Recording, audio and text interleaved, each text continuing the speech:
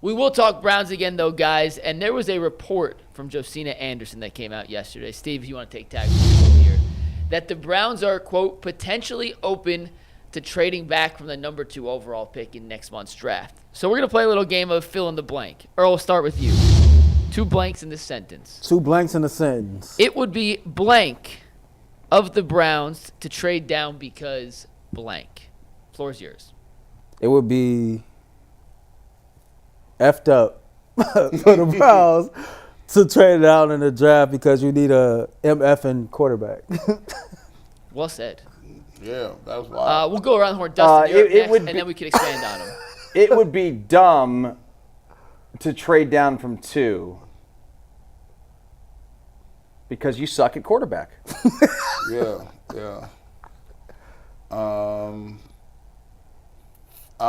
It would be Minimowski to trade back from 2 because F them picks. All right, so on the same page. G, we'll go reverse order here. You're up first. If the Browns trade down, do you think people are going to riot? Like, will people legitimately be upset that they're riot? That is crazy. Bro, I mean, maybe not riot. Met Browns fans, they'll buy into whatever the Browns do, man. I mean, look, there'll be some people. Here's the new wave. If you're a person who just says you're calm about everything, you feel like that's the nice way to get both guys on your steady. I'm not. I don't see it's not going to be a big problem. If they drafted somebody, it'll be some people that be upset. But for the people that know football, knows how dire of a stretch that is. That means that you trade it back so other teams can get better players because you feel like I got a better opportunity to get one good player because I have multiple picks now. So now if I take an L. I agree with Dustin. See, I'm the only one. I've been in this game the least amount of time, right? And there's a huge difference when you are a consumer of media versus a producer of media. Your thought process, your vision is different.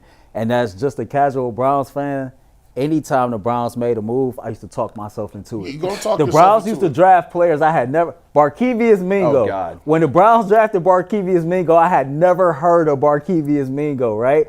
But because the Browns did it, I talked myself into, you know what, this is a good move. They see something. They know something we don't know. They're going to get him in this building and get everything turned around. So, like, I agree with that. Like, Browns fans will find themselves in a position to where they'll talk themselves into believing any and every single thing that the Cleveland Browns do. Somebody tried to talk me into something.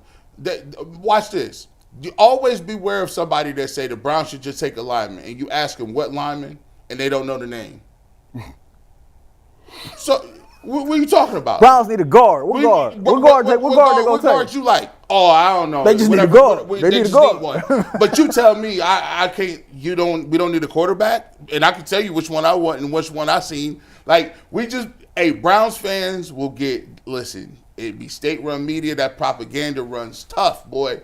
They will tell you. They'll listen. They'll be excited about whoever they bring up there, and then halfway through the season, Earl, we'd be like, dang. I got a homie right now who wants the Browns to draft Mason Graham, right? And Browns won't do this, but if the Browns are to draft Mason Graham, I can hear people now.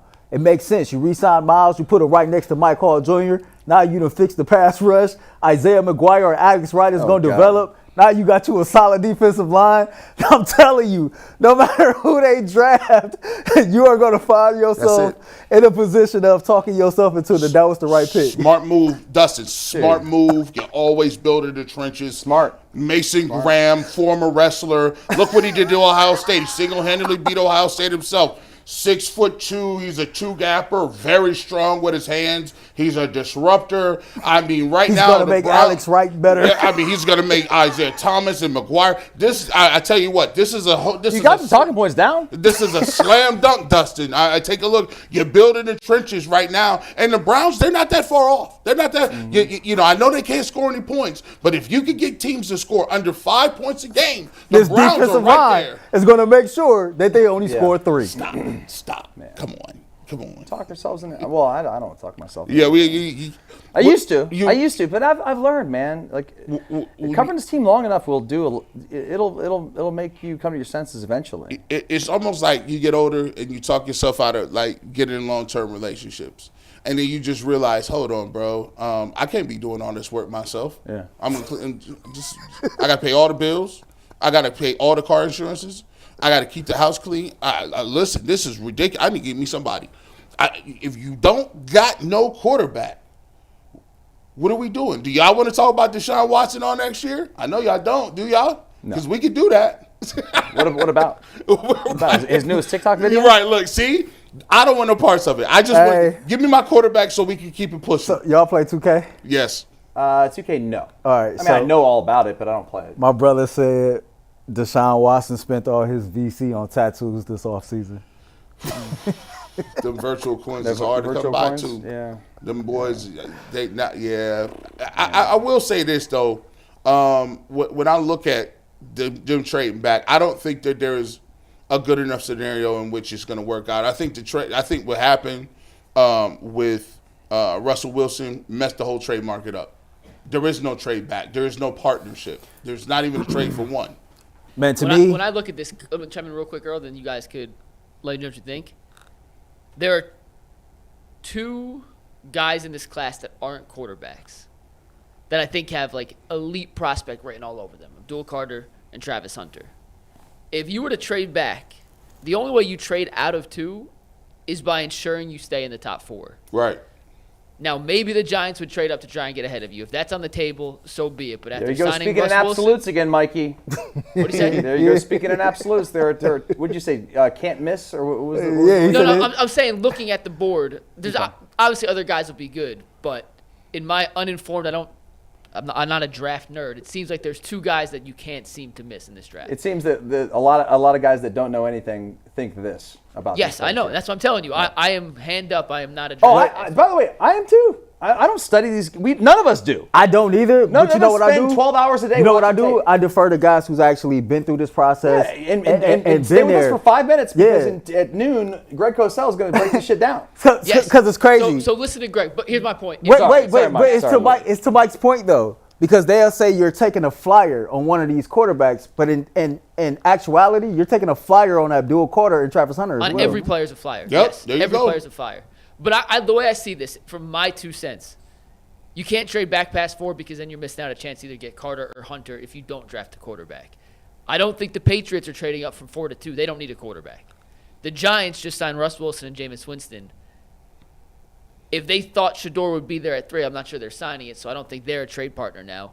I'm not trading back to 6, 7 to get a guy who is viewed as a tier lower than where you're drafted. You don't have the second pick in a draft because your roster is full of talented blue chip guys. You get the second pick in a draft because your roster desperately needs talent. The Browns need blue chip caliber prospects. And whether they take Shador Sanders at 2, if they don't take Shador, it has to be Hunter or Carter, in my opinion, because those guys project to the highest caliber possible at the NFL level. Will they hit? We don't know. It's all projections. It's all calculated risk. But I'm not trading back past 4, and I don't think 3 and 4 are trade candidates. So for me, unless you're making a Godfather offer with your next 7 first-round picks, I'm out on trading back. I think whenever you say you're open to trading back, I think you're smart to be open for business. I think anytime that you're closed off or closed-minded to anything and put yourself in a box, you're doing yourself a disservice. So hearing that the Browns are open to trading back, I mean, that's common sense. Let the math, right? But to me, you stay right where you are and you take a quarterback because you don't have a quarterback. Stop trying to outsmart everybody. Stop trying to think that you got this type of formula that everybody else don't have. If you trust Kevin Stefanski to develop quarterbacks, if you trust Tommy Rees as this mastermind, innovative young guy that's next up, if you trust like the promotion of Musgrave as your quarterback coach, then take the quarterback that you need because your franchise only has one right now on the roster. Develop this quarterback and move forward. You only mess around like that if you don't really trust the growth and development of your coaches with said player. Man. That's just my opinion. Yeah, you don't. And furthermore, I don't know where people have been watching the same NFL I've been watching. Anytime that you say, okay, there ain't nothing in this year's draft, but next year's draft is better.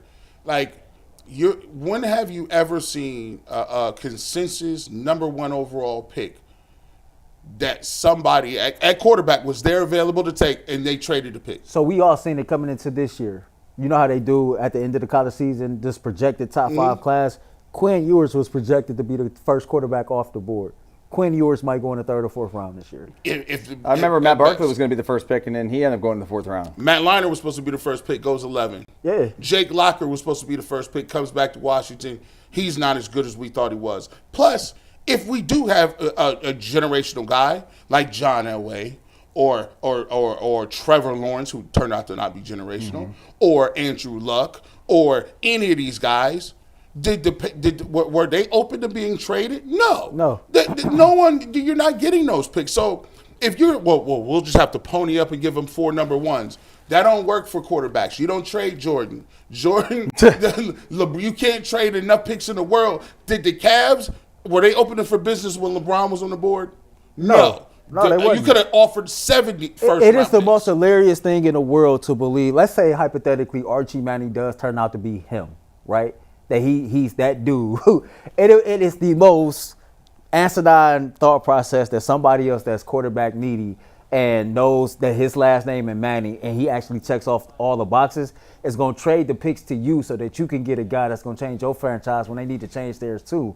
Again, I think when people come up with these scenarios, 1 + 1 = 3 to them, not 2. Well, listen, we got somebody that's going to make the math coming up here in a minute. But Mikey, let's do get a it quick done. ad read. We're going to bring in our guest today,